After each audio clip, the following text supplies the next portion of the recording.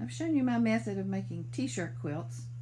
I also do quite a lot of memory quilts, and I always include the embroidery.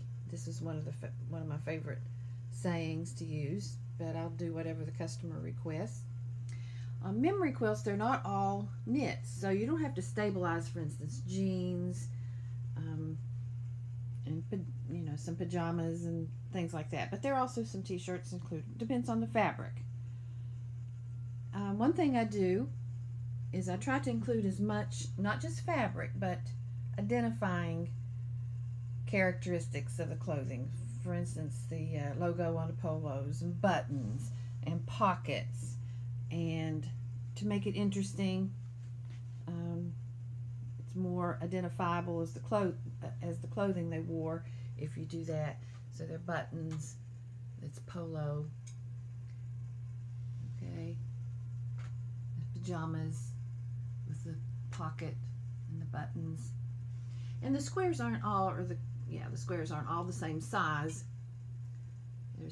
That's a robe with snaps, and I sew this closed usually before I begin. But some of them, let's see, for instance, he was a Packers fan. These are clothes from both parents, from her mother and her father, and I combined them. I've made 3 quilts, lap throws, out of this. And here's one that's actually a double block because the graphic was too wide, so I just made a double block out of that. They don't always come out perfectly even. For instance, there's no sashing on this side over here. You have to cut them off even. So there's another one that was too wide for one block. And I used the clothing itself for the sashing.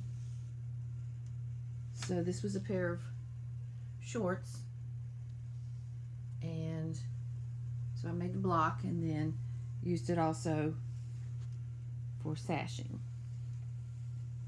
And the mother had a lot of pants and capris and jeans. Jeans make really good, strong, sturdy sashing. So that's how I do memory quilts. It's very similar to the t-shirt quilts, but it's a little more tedious because you have to try to arrange the blocks to include these pockets and things, which really make it interesting.